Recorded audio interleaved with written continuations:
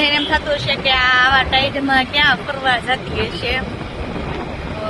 ફરવા તો ક્યાંય નથી જાતી, પણ તો હું અત્યારે 2 દિવસ પહેલા એક્સિડન્ટનો શિકાર થઈ ગઈ. અને જેમ તમને ખબર છે એમ કે મને માથાના ભાગે વાગ્યું હતું, અને એની થોડીક અસર એ થઈ હતી કે મને જરાક માથામાં તો દુખતું હતું, પણ થોડાક ચક્કર આવતા હતા. પણ બહુ મોટી અસર શું થઈ ને એ હું તમને કહું. પહેલી વાર એવું બન્યું કે હું બજારમાં અથવા તો દવાખાને જતી હતી અને લિપસ્ટિક કરવાનું ભૂલી ગઈ. આ બહુ મોટી અસર થઈ જો મારા મગજ ઉપર કે આજે હું લિપસ્ટિક કરતા ભૂલી ગઈ છું અને બજારમાં મારાથી નીકળાઈ ગયું છે. હવે સાહેબ આ કેવડી મોટી ભૂલ મેં કરી. મને ભૂલાઈ ગયું, બોલો, લિપસ્ટિક કરવાનું ભૂલાઈ ગયું. મારા મગજ ઉપર કેટલી બધી અસર થઈ છે જોવો તમે. એટલે હવે આ અસર છે એના કારણે મારે દવાખાને જવું પડશે ફરીથી. ડૉક્ટરને મારે ખાસ કહેવાનું થાય છે કે સાહેબ હું આજ લિપસ્ટિક કરતા ભૂલી ગઈ, બોલો, દવાખાને આવતી હતી ત્યારે. એટલે અમે જઈએ છીએ દવાખાને, અને જેમ કીધું એમ કે મને જોઈને ડૉક્ટર છે ને એ તાજા મજા થઈ જવા જોઈએ અને એમ વિચારવા છે કે આ બેનને કાંઈ તકલીફ લાગતી નથી, ખોટા પૈસા દેવા આવ્યા દવાખાને. અને આજે આમ તો વિચાર્યું તો એવું જ છે કે રિપોર્ટ નથી કરાવો, કાંઈ આવે નહીં, કારણ કે આમાં કાંઈ આવશે નહીં. વળી ઓલા ડૉક્ટરે અચંબા પડી જાય. હવે મારે ખાલી જોવાનું એ રહ્યું કે એક્સરે મશીનમાં અંદર કાંઈ આવે છે કે નહીં ફોટામાં. સાહેબ કેમ લાગે છે, ફોટામાં કાંઈ આવશે?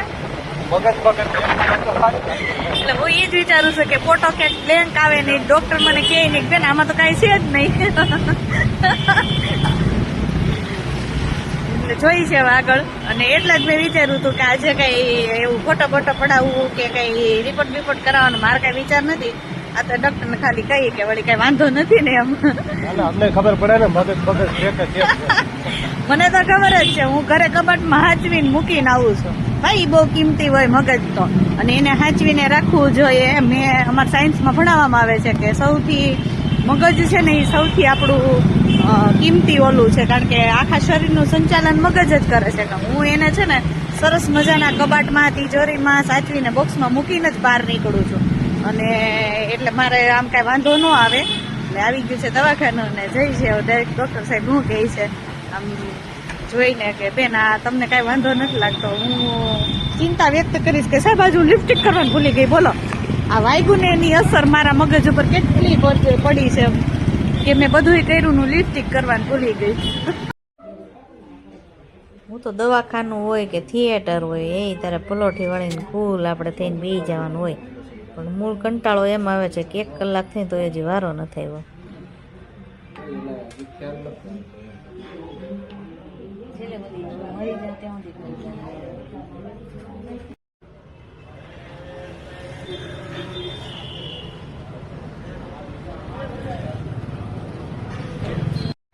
તો 3-4 દિવસથી 2 દિવસ, આમ તો મારે 3જો દિવસ ચાલુ થયો પડીને, એના લીધે માથું નહોતું દુખતું. પણ આજે ડૉક્ટરને ત્યાં કલાક જે મારે રાહ જોવી પડી ને એને લીધે મને માથું દુખતું.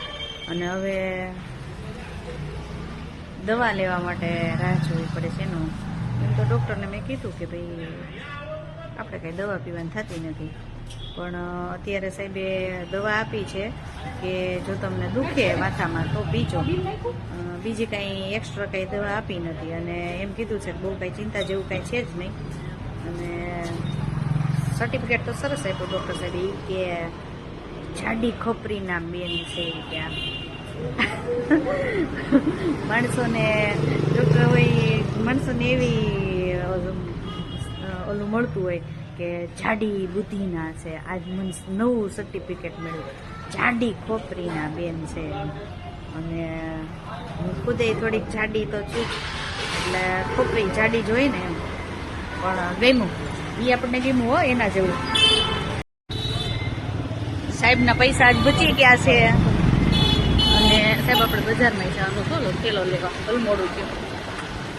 તો સાહેબના પૈસા જ બચી ગયા. ડોક્ટર સાહેબ સામે જે સમજી ગયા એ કે આ બેનને કાંઈ સીટી સ્કેન કે MRI કરાવવાની જરૂર નથી, કારણ કે અંદર કંઈક હશે તો આવશે ને એટલે કાંઈ કરાવ્યું નથી.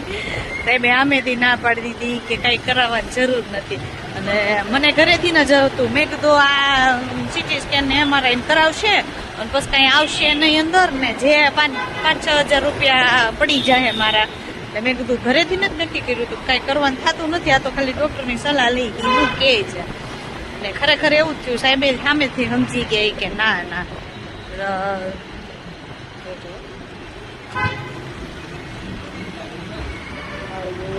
અહીંયા દોડે છે.